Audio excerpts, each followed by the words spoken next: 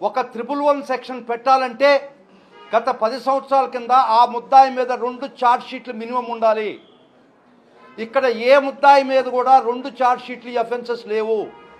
అయినా కూడా 111 పెట్టి వేధించినటువంటి పరిస్థితి ఫ్యాసిస్ట్ గవర్నమెంట్. ఖచ్చితంగా చెప్తున్నాను, ఇది ఫ్యాసిస్ట్ ధోరణి, ఫ్యాసిస్ట్ పోకడ మాత్రమే.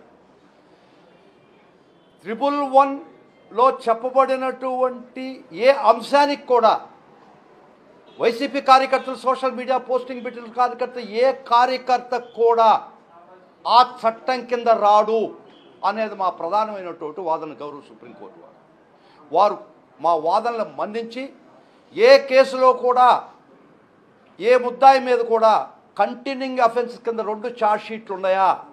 లేవే. ఈ పోస్టింగ్స్ 1/7/2024 ఉందని కదా, అప్పుడు ఉండేటువంటి చట్టం ఐపీసీ కదా.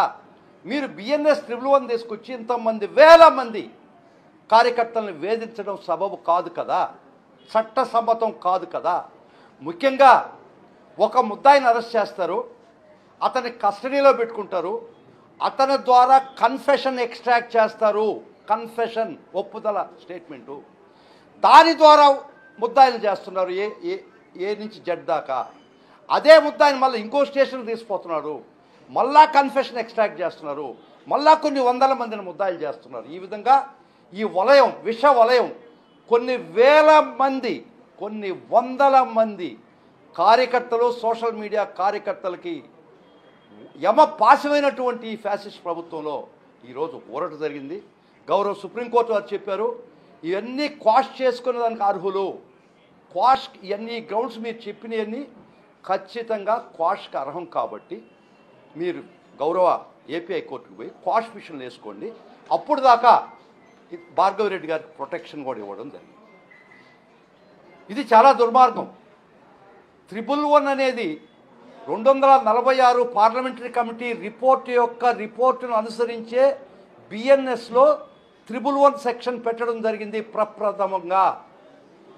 ఆ పార్లమెంటరీ కమిటీ ఉద్దేశం ఏంటంటే, ఈ 111 ఎందుకు తీసుకొస్తున్నారు బిఎన్ఎస్లో అంటే, అప్పుడు దాకా ఉన్నటువంటి ఐపీసీ చట్టాల్లో, ఐపీసీ సెక్షన్లో కొన్ని అఫెన్సెస్కి సరిగా ఇన్అడిక్వేట్, దాన్ని డీల్ చేయడానికి సరైన సెక్షన్లు లేవని భావించి 246 పార్లమెంటరీ కమిటీ రిపోర్ట్లో చెప్పబడింది ఏంటంటే, those IPC sections existing were not adequate to deal certain situations.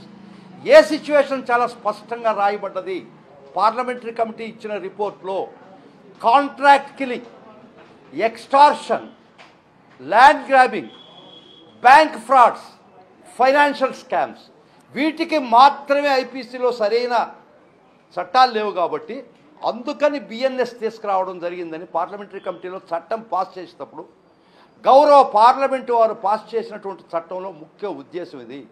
కానీ ఈ ఉద్దేశాలు తుంగలో దొరికి ఈ ఫ్యాసిస్ట్ గవర్నమెంటు సోషల్ మీడియాలో పెట్టినటువంటి ప్రతి పోస్ట్కి ఈ 111 బిఎన్ఎస్ వాడడం చాలా దుర్మార్గం.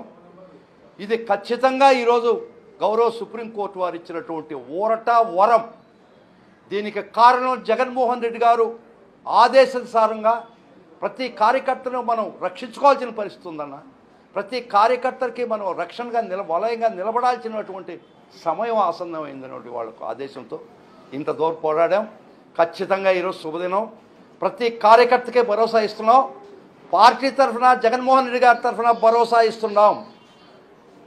ఇప్పుడు దాకా మీరు కర్కశమైనటువంటి పోలీసు బూట్లతో నలిగిపోయినటువంటి ప్రతి కార్యకర్తకి భరోసా ఇస్తున్నాం.